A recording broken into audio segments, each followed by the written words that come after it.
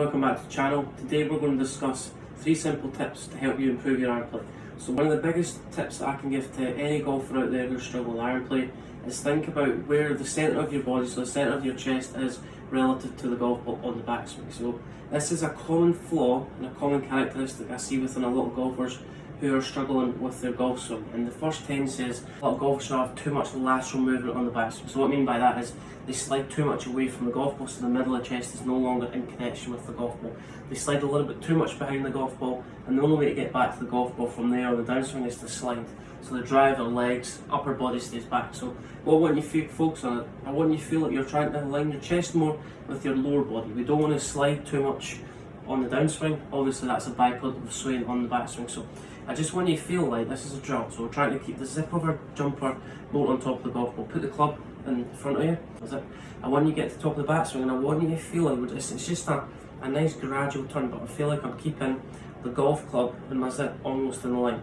If I sway too much, as you can see, the club loses connection. So put the club in front of you.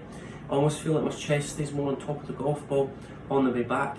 That's the easiest way to kind of stay a little bit more centred, and it's the easiest way to control your low point. If I get my weight moving too much behind the golf ball, my low point generally is a little bit too far behind the golf ball. That's where we can thin the golf ball, chunk the golf ball. So put the club in front of your chest.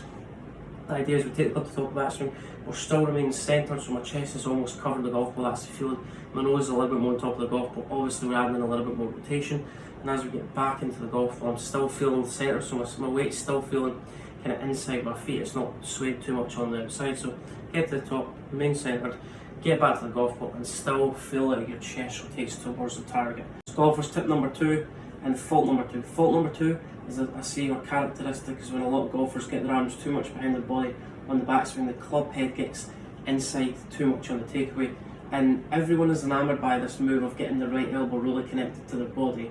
But what they do is they get the right elbow a little bit too much behind their back, a lot of trouble on the downswing. So kind of fault number 1 or characteristics, a lot of golfers will take the club back, and the tendency is the left arm gets a little bit too low across chest, right elbow gets too stuck behind their body. So if we think the only way, if this club goes a little bit too flat in the backswing, the only way getting the club back to the golf ball is I have to try and get the shaft steep. So if I try and get the shaft steep, then I realise my body realises I'm in trouble. Then the body has to shallow out somehow later in the downswing, and that's where we see low point issues. That's where we see thin shots, fat shots. So here's a tip that's going to help you kind of avoid the arms getting a little bit too stuck behind your body. Take the right arm to 90 degrees, hook your left hand around your right elbow, and we're just trying to feel like we keep the height in the right elbow and the height a little bit more in the left arm. That is a feeling if you get a little bit too flat with the club and a little bit too low, right elbow gets stuck. That's just going to allow the right elbow to stay a little bit more in front of your body. Also another drill, or when you get the golf club, and pretend that you're just applying a little bit of pressure with the palm, so the palm of your right hand on your left thumb. So glove hand, thumb. So as we get to the top of the backswing, we see a lot of golfers who get the club rolling inside too early, but that is because they don't have a lot of wrist hinge. The right hand into the left thumb, that's going to allow the club to hinge a little bit quicker, a little bit more, and that's going to allow the hands to stay a little bit more in front of you on the way back. It's going to allow the right elbow to remain in a better position.